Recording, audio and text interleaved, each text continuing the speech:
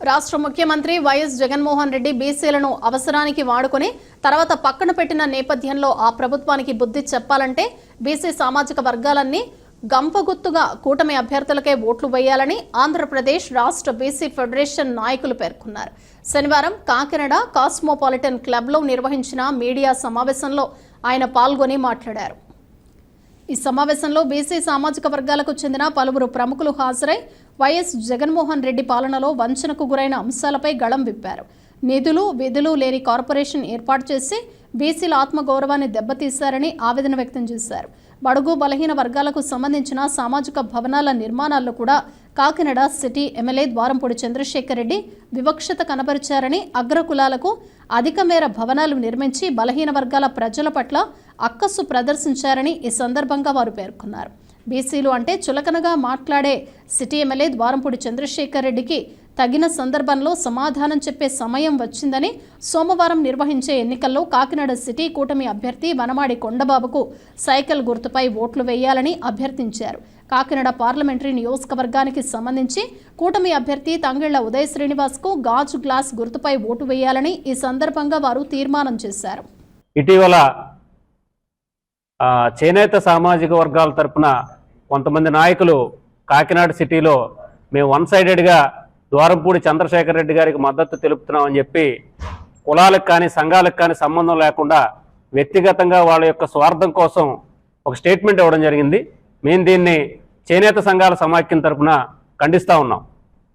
ఎందుకనంటే ఈరోజు కాకినాడ సిటీలో 2002లో ఆర్ఆర్ నగర్లో ఒక 3000 గజాలు చేనేతలకి కమ్యూనిటీ భవనం నిర్మించుకోవడానికి అప్పుడు తెలుగుదేశం ప్రభుత్వం అవకాశం ఇస్తే దాన్ని ఇదే వైఎస్ఆర్సీపీ పార్టీలో ఉన్న కొంతమంది ప్రజాప్రతినిధులు రకరకాల సాంకేతిక కారణాలు చూపిస్తూ దాన్ని మాకు ఇవ్వకుండా చేయడం జరిగింది. దీని మీద 2002 నుంచి పోరాడుతూనే ఉన్నాం. దానికి సంబంధించిన సాంకేతిక ఏదైతే ఇబ్బందులు ఉన్నాయో వాటన్నిటినీ సవరించుకుని మొన్న 2019లో మళ్ళీ తెలుగుదేశం ప్రభుత్వం అధికారంలో ఉండగా స్థానిక ఎమ్మెల్యే కొండబాబు గారి సహకారంతో, అలాగే తెలుగుదేశం పార్టీలో ఉన్న అప్పటి పార్లమెంట్ సభ్యులు నిమ్మల కృష్ణప్ప గారి సహకారంతో దాన్ని మేము 3000 గజాలు కేటాయించడానికి, మళ్ళీ తిరిగి కేటాయించడానికి సాంకేతిక కారణాలు సరిదిద్ది ఒక కొలిక్కి తీసుకువచ్చినప్పుడు ఈ ప్రభుత్వం మారిపోవడం జరిగింది. అయితే తదనంతరం వైఎస్ఆర్సీపీ ప్రభుత్వం రావడం, సార్ మేము సాంకేతిక ఇబ్బందులన్నీ తొలగించుకున్నాం, దీన్ని మీరు మళ్ళీ యథావిధిగా ఈ 3000 గజాలు మాకు అప్పగించండి అని చెప్పి స్థానిక ఎమ్మెల్యే ద్వారంపూడి చంద్రశేఖర్ రెడ్డి గారికి మా స్థానిక నాయకులు కొంతమంది కాళ్ళు పట్టుకుని వేడుకున్నా సరే మీకు ఇస్తామని చెప్పి ఆ స్థలాన్ని ఇస్తామని కొంతకాలం తాత్సారం చేసి చివరికి ఆ 3000 గజాలు ఇవ్వకుండా ఒక 1000 గజాల స్థలాన్ని ఇచ్చి ఆ 3000 గజాలని వాళ్ళు చేనేతలకు అందకుండా చేశారు. ఇది చేనేతలకు సంబంధించిన తీవ్రమైన అన్యాయంగా మేము భావిస్తూ ఉన్నాం.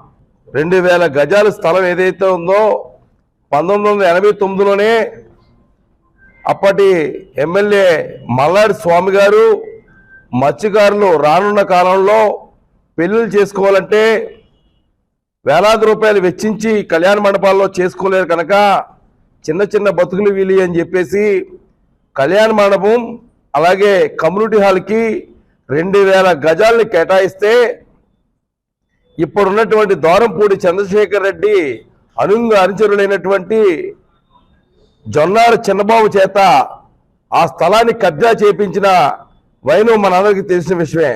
వెనువెంటనే మా మత్స్యకార సామాజిక వర్గానికి సంబంధించిన ఫిషర్మెన్ హెల్పర్ అసోసియేషన్ నుంచి మా మిత్రులందరూ వెళ్ళి దాన్ని ప్రతిఘటించి జొన్నార చిన్నబాబు అక్కడి నుంచి తరిమి కొట్టి ఆ ఏదైతే కబ్జా చేసి ఆ గోడ కట్టారో ఆ గోడనంతా కూడా మేము అక్కడి నుంచి తీయించడం జరిగింది. దానికి సాకు ఏం చెప్తారంటే అవే పక్కన వెంకటేశ్వర గుడి కడుతున్నాం, అక్కడ గుడి కట్టడానికి పనులు చేసుకోమని ఎమ్మెల్యే గారు చెప్పారు, అందుకు మాత్రమే మేము ఇక్కడ పనులు స్టార్ట్ చేసామని చెప్పేసి జొన్నాడు చంద్రబాబు చెప్పడం జరిగింది. అయితే తర్వాత కాలంలో మా మత్స్యకారుల మధ్య వర్గ విభేదాలు తీసుకొచ్చి వైషమ్యాలు రెచ్చగొట్టి మీరు అగ్నికుల శక్తులు మీరు ఓడబలిజా అని చెప్పేసి చీలికలు తెచ్చిన వైను చంద్రశేఖర్ రెడ్డి చేసిన పరిస్థితి. అలానే మొండి వైఖరితో అదే ప్లేస్లో ఫిష్ ఆంధ్ర అనే పేరుతో ఒక కంటైనర్ను పెట్టి కబ్జా చేశారు. అది ఇప్పటికి కూడా ఈ రోజు కూడా ఆ సైట్లోనే ఉంది.